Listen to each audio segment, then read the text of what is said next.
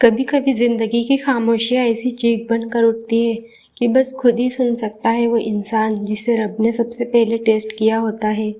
युसरा उसी खामोशी की एक मिसाल थी। चेहरा भोला, निगाहें शांत, मगर दिल में हादसों का एक पहाड़ जमा हुआ था। छोटा सा घर, एक बीमार माँ और हर रोज की कमाई, यही उसकी दुनिया थी। लोग उसे देखते तो कहते युसरा में एक अजीब सी रोशनी है, मगर उस रोशनी के पीछे एक सिलसिलाए दर्द था जिसे बस वो ही समझती थी। उसके अब्बू का गुजर जाना किसी दर्द भरी सुबह जैसा था, जब हर चीज़ धीमी धीमी हो और हवा में खालीपन घुल जाए।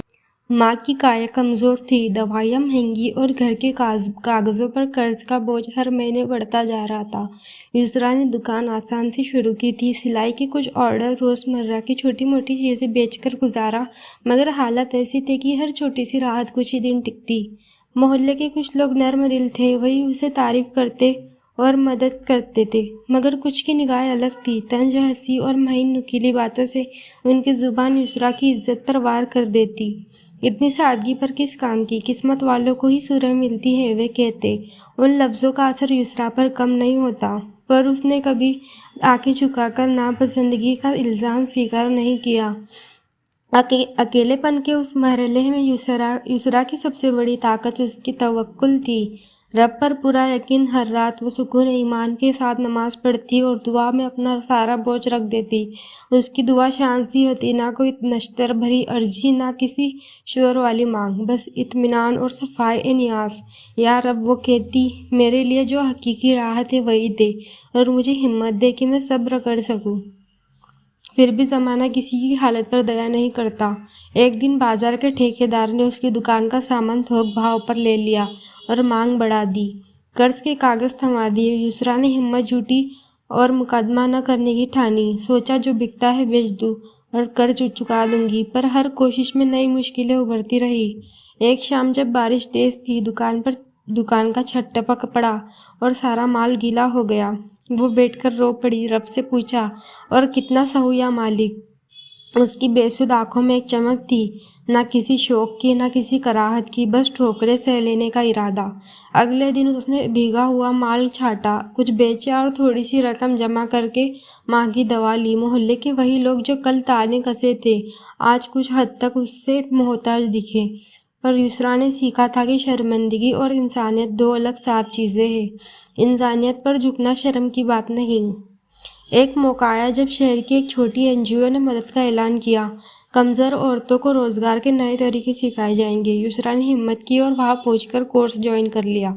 उसने सीखा कि बिजनेस में किस तरह छोटे छोटे कदम अहम होते हैं। सोशल मीडिया के ज़रिए माल दिखाना, हुकूक का इस्तेमाल समझना और जिस्मानी मेहनत के साथ दिमागी काम भी करना। इस नई तालीम ने युसरा के अंदर एक नई रोशनी जगा दी। वो अब मात्र रोती हुई लड़की नहीं रही, बल्कि अपने हालत पर फतह पाना सीखने लगी। पर असली इम्तिहान अभी बाकी था। एक दिन उसके सामने एक बड़ा फैसला आया। एक पुराना रिश्तेदार उसने एक बड़ा ऑफर रखा, थोड़ा पैसे ले लो और हमारी दुकान में हर महीने के हिसाब से सामान बेचो, मगर बदले में कुछ उसकी शर्तें भी थी। लोग गुपचुप बातें करने लगे, ये तो बढ़िया मौका है, इज्जत बचाने का रास्ता है। पर वो शर्तें धीरे धीरे युसरा की इज्जत और इख्तियार को कम कर रही थी। कहीं उस समझौते के बदले में उसकी नज़ाकत और उसके फैसले न छिन जाए। युसरा ने यही सोचा।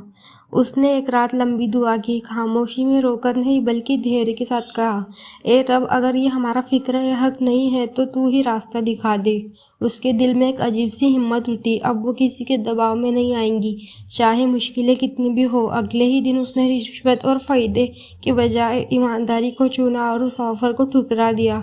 शुरू में लोगों ने उसकी नाक भूंसी का, किसी ने तंज लगाया, किसी ने कहा कि वो मूर्ख है, पर युसरा के चेहरे पर कोई गर्दन नहीं झुकी। उसने अपने कदम और तेज़ कर लिए। उसने एनजीओ के साथ मिलकर अपने माल की मार्केटिंग शुरू की और मोहल्ले की औरतों को जोड़ते हुए एक छोटी जाल बनाई।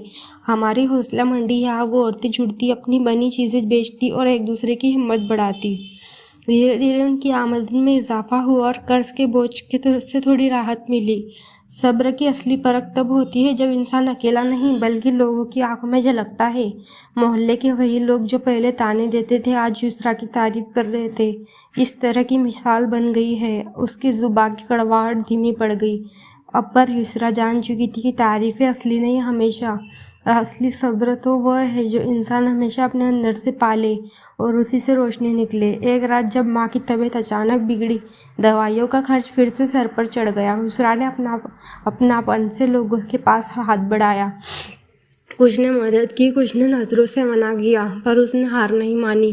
وہ کام کے ساتھ ساتھ اور زیادہ محنت کرنے لگی اور جو کچھ بچتا تھا اسے ماں پر خرچ کر دیتی۔ اس کی دعا انورت تھی، نہ فسفساہٹ نہ شور، بس ایک سچا یقین کہ رب اس کی سن رہا ہے۔ اور پھر جیسا کہ دعاؤں کا سلسلہ چلتا ہے، ایک دن اس کی محنت رنگ لائی۔ این جی او کے ایک اچھے سدسیہ نے اس کی کہانی سنی اور شہر کے ایک بڑے بازار سے سمپرک کر دیا۔ ان لوگوں نے اس کی بنی چیزیں خریدنا شروع کر دی اور یسریٰ کی منڈی کو شہر کی ایک چھوٹی سی دکان تک پہنچنے کا اوسر ملا۔ پیسہ دھیرے دھیرے آتا گیا، قرض چکتا گیا، ماں کی دوا کی انتظام ہو گئی۔ یسریٰ نے اپنی آنکھوں میں ایک سکون دیکھا کہ وہ سکون جو صرف صبر اور یقین سے ملتا ہے۔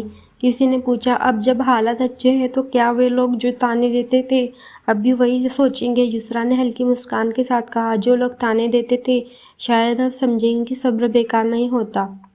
پر اس کی سچی خوشی اس روشنی میں تھی جب اس کی ماں کے چہرے پر دکھتی، جو کبھی تھکی سی اور کالی پڑ چکی تھی اب پھر سے تازہ نور لیے ہوئی تھی۔ یسریٰ نے جانا کہ صبر صرف سہنا نہیں بلکہ ہمت سے کھڑے رہ کر اپنے حق اور عزت کی مانگ کرنا بھی ہے۔ اس نے محلے کی عورتوں کو بھی یہی سکھایا کہ بے مطلب کے جھکنے سے اچھا ہے اٹھ کھڑے ہونا، اور اٹھ کھڑے ہونے کا اصلی مزہ تب ملتا ہے جب انسان اپنے اندر خدا کا نام رکھا ہو اور اس پر یقین رکھتا ہو۔